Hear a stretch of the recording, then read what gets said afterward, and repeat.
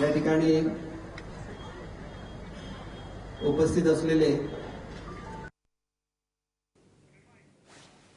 तर दीपक केसरकर सध्या सावंतवाडीच्या जाहीर सभेमध्ये बोलत आहेत. नारायण राणे यांची कोकणातली दहशत संपवण्यासाठी मी सेनेमध्ये प्रवेश केल्याचं त्यांनी म्हटलंय. फार मोठ्या अपेक्षा संपूर्ण महाराष्ट्राला आहेत असे शिवसेना प्रमुख आदरणीय उद्धवजी ठाकरे साहेब, ज्यांच्या माझ्याबरोबर विधानसभेमध्ये काम करणारे आमचे सर्वांचे ज्येष्ठ सहकारी आणि नेते, शिवसेनेचे गटनेते आदरणीय सुभाषजी देसाई साहेब, ज्यांना आपण सर्वांनी अतिशय प्रेमाने निवडून आणलेलं आहे, असे आमचे लाडके खासदार आदरणीय विनायकजी राऊत साहेब, संपूर्ण युवा वर्गाचं ज्यांच्याकडे लक्ष आहे आणि महाराष्ट्राचं उगवतं नेतृत्व म्हणून ज्यांच्याकडे बघितलं जातं असे आदरणीय आदित्यजी ठाकरे साहेब, या ठिकाणी माझ्यावर प्रवेश करणारे आदरणीय, त्याचप्रमाणे आदरणीय अरुण दुधवाडकर साहेब, जे अत्यंत.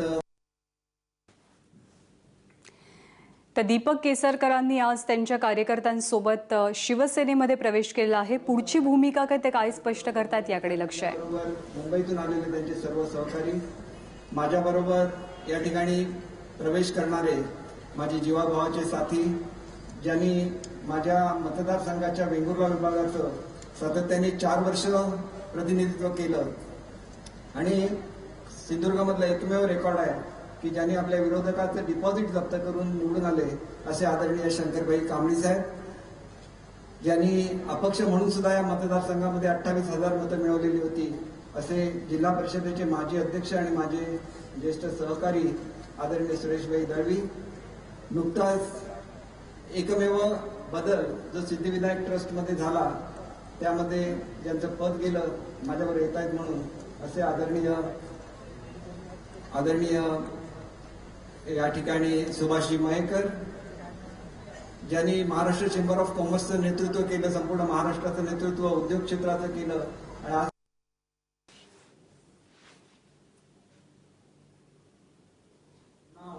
हे शरद पवार साहेबांच्या बरोबर नेहमी जोडलं गेलेलं आहे की ते ज्यावेळेला पुलोदमध्ये गेले त्यावेळेला पुलोदचे सिंधुदुर्गचे अध्यक्ष, ते ज्यावेळेला समाजवादी पक्षात गेले त्यावेळेला समाजवादी पक्षाचे अध्यक्ष आणि तत्कालीन वेंगुर्ला नगरपालिकेचे नगराध्यक्ष असलेले आणि ज्यांनी कृषी क्षेत्रामध्ये भरीव अशी कामगिरी केली असं आदरणीय शिवाजीराव कुबल आणि याच्याबरोबर असंख्य लोक आहेत. मी माझ्या सर्व सहकार्यांना विनंती करेल की त्यांनी या ठिकाणी उभं राहावं. हे सगळे आमचे पदाधिकारी आहेत राष्ट्रवादीचे वेगवेगळ्या तालुक्यातले. आमच्या मॅडम तुम्ही खाली बसा, तुमचा अजून प्रवेश व्हायचा आहे, कारण आमच्या ज्या नगरसेविका आहेत, आमच्या ज्या जिल्हा परिषद सदस्य आहेत ते आज प्रवेश करत नाही आहेत. त्यांचं जेव्हा टेक्निकल फॉर्मॅलिटीज कम्प्लीट होईल त्यावेळेस त्या सगळ्या प्रवेश करणार आहेत. लोक असं पेपरमध्ये लिहित होते की दीपक भाईंचे सहकारी त्यांच्यावर प्रवेश करणार नाहीत, म्हणून त्यांनी आग्रह धरला की आम्ही स्टेजवर उपस्थित राहून दाखवून देणार आहोत की आम्ही सगळे दीपक भाईंचे आहोत.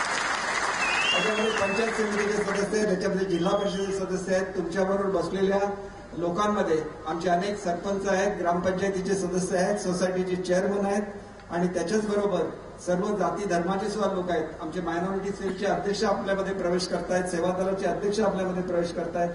फक्त 1-2-3 अपवाद सोडले तर जवळजवळ सर्व माझे सहकारी. साहेब, मी आपल्याला अशासाठी सांगतो की राणे ज्यावेळेला राष्ट्रवादी काँग्रेस फोडत होते त्यावेळेला ह्याच्यातला एकही मंत्री सिंधुदुर्गमध्ये उतरला नाही, पण आज 4-4 मंत्री सिंधुदुर्गमध्ये उतरतात की दीपक केसरकरांच्या बरोबर राष्ट्रवादीचे कार्यकर्ते जाऊन येत म्हणून.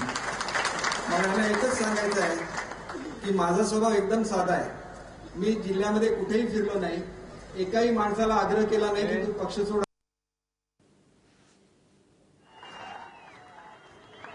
झाल्यानंतर मी जिल्ह्याचा दौरा लावणार आहे आणि त्याच्यामध्ये झाडून सगळी राष्ट्रवादी ही शिवसेनेमध्ये प्रवेश करणार आहे. राष्ट्रवादी काँग्रेस पक्ष आमचं प्रेम होतं पवार साहेबांच्यावर, अजूनही आम्ही त्यांचा आदर करतो.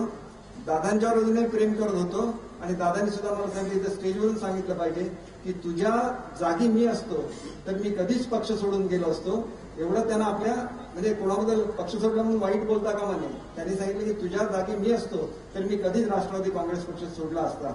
म्हणजे ह्या नेत्यांचं महाराष्ट्रावर प्रेम आहे, परंतु सिंधुदुर्गचं नाव आलं आणि राणेंचं नाव आलं की मात्र कुठेतरी यांना मर्यादा येतात. मी माझ्यासाठी राणेंबरोबर लढा नाही दिला. मी खरं तर भक्ती मार्गातला मनुष्य आहे.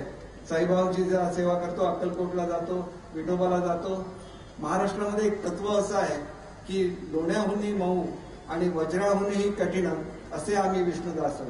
म्हणून आम्ही विष्णूची जी सेवा करतो तिथं आम्ही लोण्यासारखे मऊ असू, परंतु ज्या वेळेला समोरचा मनुष्य एखाद्या निरपराध माणसावर हात उगारतो त्याला निश्चितपणे वज्राहून सुद्धा कठीण असं आम्ही असतो. आणि याचा प्रत्यय या कोकणी जनतेने दाखवून दिलेला आहे. साहेब, या कोकणी जनतेवर ज्या वेळेला अन्याय झाला, हा अन्याय ज्याप्रमाणे सुरेश दळवींनी सांगितलं, प्रत्येक वेळेला आम्ही पवारसाहेबांकडे गेलो, प्रत्येक वेळेला आम्ही सगळ्या नेत्यांना भेटलो, त्यांना सांगितलं की हा अन्याय आमच्यावर होत नाहीये, हा सर्वसामान्य माणसावर अन्याय होतो.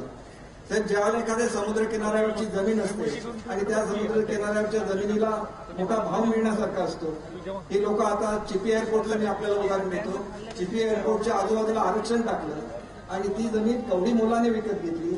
भलेही यांच्या वकिलांच्या नावाने असेल, भलेही यांच्या नातलगांच्या नावाने असेल, परंतु एखाद्या माणसाला त्याच्या 1 एकरला जर 20-25 लाख रुपये मिळत असतील तर जो सरकारचा दर असेल लाख आणि 2 लाख आणि 3 लाखाला या जमिनी विकत घेतल्या गेल्या, म्हणजे त्या माणसाला आयुष्यामध्ये फक्त एकदाच कधीतरी 20-25 लाख रुपये त्याला बघायला मिळणार. आणि तो मनुष्य, त्या मनुष्याबद्दल आम्हाला प्रेम आहे की तुम्ही उद्या ते आरक्षण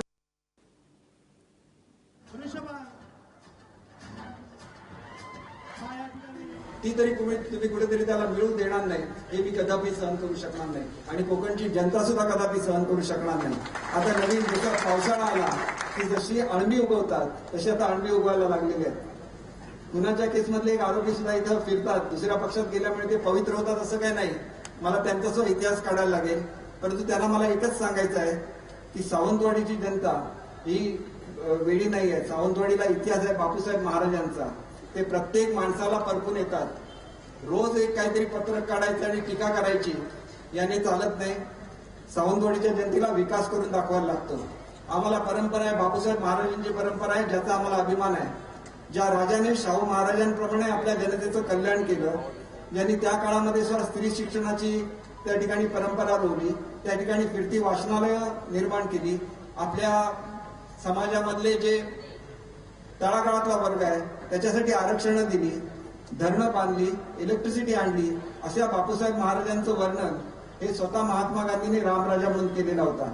आणि त्या रामराजाचा वारसा हा सावंतवाडी तालुक्यामध्ये आणि या सावंतवाडी मतदारसंघाला मिळालेला आहे, कारण हा सावंतवाडी संस्थांचा भाग आहे. आणि म्हणून मी आपल्याला एक गोष्ट निश्चितपणे सांगू इच्छितो की जे नवीन पुढारी येतात हे म्हणतात, आमच्या काल राष्ट्रवादीचे काही पुढारी आले होते आणि ते म्हणाले होते कुठे आहे दहशतवाद. मला दहशतवादावर बोलायचं नाही का मला राणींच्यावर बोलायचं नाही, ती लढाई संपलेली आहे. पण कुठे आहे दहशतवाद हे जर तुम्ही सावंतवाडीमध्ये येऊन विचारणार असाल तर सावंतवाडीचा एका नगरसेवक साहेब, आपल्याला आठवत असेल की आपण स्वतः त्याला बघायला हॉस्पिटलमध्ये गेलेला होता आणि आपण त्याच्या उपचाराचा खर्च केला होता. केवळ तो शिवसेनेमधून काँग्रेसमध्ये गेला नाही म्हणून या ठिकाणी मियासाहेबांची समाधी आहे, त्या ठिकाणी त्याची गाडी अडवून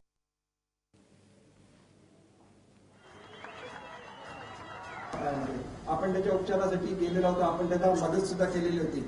पुन्हा कदाचित ते गेले असतील, परंतु त्यावेळेला माझ्याबरोबर आमदार होते शिवराम दळवी, त्या शिवसेनेमधून काँग्रेसमध्ये गेले नाही. लोकांनी त्यांचं JRD नावाचं हॉटेल आहे संपूर्ण फोडलं. मी म्हणतो हॉटेल फोडलं तुम्ही रागाने, इथपर्यंत मी समजू शकतो दहशतवाद, परंतु त्यांच्या बायका मुलांना सुद्धा या ठिकाणी मारहाण झाली. आमचे सुरेशभाई दळवी आहेत, जिल्हा बँकेचे सदस्य आहेत. ते जिल्हा बँकेमध्ये त्यांनी आपल्या सदस्यत्वाचं आणि काँग्रेस सोडली आणि बाहेर पडले. त्यांच्यामध्ये 4 गाड्या लागलेल्या होत्या आणि ह्या 4 गाड्यांना चुकत ते सावंतवाडीमध्ये आले. त्यावेळेला मी एसपीना फोन केला आणि सांगितलं आमच्या सुरेशभाईंना प्रोटेक्शन द्या म्हणून. त्यावेळेला मला फोन आला आमच्या पालकमंत्र्यांचा की सुरेश दळवींना तू प्रोटेक्शन द्यायला सांगितलं का. मी म्हटलं होय, मी प्रोटेक्शन द्यायला सांगितलं. हे तर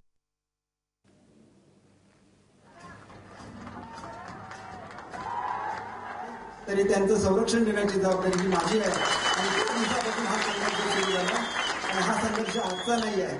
मी नेहमी समजतो की वाल्याचा वाल्मिकी होऊ शकतो, कारण आम्ही या कोकण भूमीमध्ये राहतो, ही साधू संतांची भूमी आहे. परंतु या वाल्याचा वाल्मिकी कधी होऊ शकला नाही. मी सुद्धा असा प्रयत्न केला त्यांच्यावर काम करून बघावं, कदाचित हे सुधारले असतील. परंतु आज एक अशी म्हण आहे, गुजरातीमध्ये अशी म्हण आहे की राजा व्यापारी आणि प्रजा भिकारी. तशी परिस्थिती साहेब यांनी या सिंधुदुर्ग जिल्ह्याची करून ठेवलेली आहे. यांनी धंदा करायचा या ठिकाणी, लोकांच्या जमिनी बळकवायच्या आणि आमच्या लोकांना गरीब ठेवायचं, ही यापुढे चालणार नाही. हे येतात इथं आमच्यावर टीका करतात. साहेब, माझ्या घराण्याला 3 पिढ्यांची परंपरा आहे. त्याच्यामध्ये माझ्या आजोबांकडे सुद्धा 2,000-2,500-3,000 कामगार काम करत होते.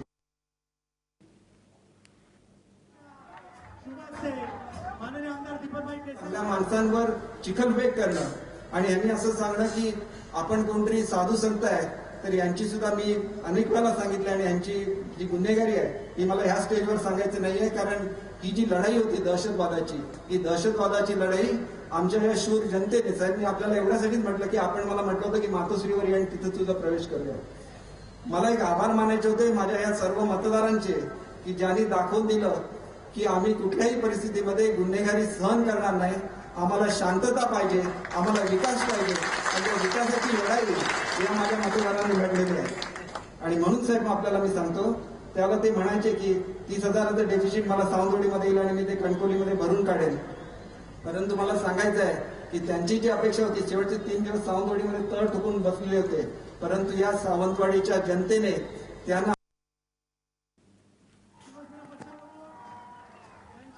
त्या ठिकाणी हरवलेलं आहे. आणि त्या जनतेला त्याचे आभार मानण्यासाठी आणि याच्याबरोबरच कुडाळसारखं त्यांचा जो मतदारसंघ आहे, जिथं वैभव नाईक त्यांना झुंज देतात, स्वतःचा मतदारसंघ मी अनेक वेळा आमच्या पक्षाच्या लोकांना सांगत होतो की तुम्ही जिल्हा परिषद अधिक नगरपालिका, मालवण नगरपालिकेची टोटल करा.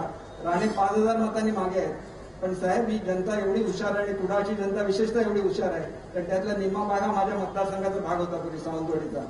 आणि त्यांनी 5,000वरून 22,000ची धूळ ही राणेनं त्या ठिकाणी टाकलेली आहे. आणि मला एक आव्हान करायचं आहे की पुढच्या वेळेला ज्याला वैभव नाईक उभे राहतील, मागच्या वेळेला वैभव नाईकला रिव्हॉल्वर दाखवतो, वैभव नाईक कुठे बसले मला माहिती नाही, रिव्हॉल्वर दाखवलं होतं, रिव्हॉल्वरमधल्या गोळ्या जनतेने काढून घेतलेल्या आहेत, घाबरू नका त्या रिव्हॉल्वरला. आणि तुम्ही बिनधास्त समजला लोकांच्या आणि शांततेचं मन. माझं मी तुम्हाला सांगतो की महात्मा गांधींचं तत्वज्ञान सांभाळत मी राजकारणामध्ये आलो आणि अनेक लोक मला हसायची की या शांततेने तुम्ही दुष्टांचा पराभव करू शकत नाही. आज मी तुम्हाला सांगतो की ही शक्ती ही लोक अनेक ठिकाणी तुम्ही बघता की जाऊन पथनाट्य केली जातात. मी माझ्या मतदारसंघामध्ये एक महानाट्य आणलेलं होतं आणि त्याचं नाव होतं संभवामी युगे युगे. तुम्हाला माहिती आहे की यदा यदा ही धर्मस्य ग्लानिर्भवतु भारत, हा जो श्लोक आहे त्याचं एक तत्व आहे की ज्या ज्या वेळेला पृथ्वीवर अनाचार होतो, ज्या वेळेला राक्षसी प्रवृत्ती वाढते, त्यावेळेला त्याचा विनाश करण्यासाठी देव जन्म घेतो. देव त्या ती प्रवृत्ती नष्ट करतो आणि पृथ्वीवर पुन्हा एकदा शांतता आणि समृद्धी येते. आणि मी त्या नाटकाच्या वेळेला उपस्थित असायचो, 5-5, 10,000चा मॉब असायचा आणि त्यावेळेला मी साहेब त्यांना सांगायचो की विष्णू आताच्या काळामध्ये प्रत्यक्ष जन्म घेऊ शकणार नाही, पण तो भगवान विष्णू तुमच्या हृदयामध्ये दडलेला आहे. त्या विष्णूला जागृत करा आणि एक बटन दाबा.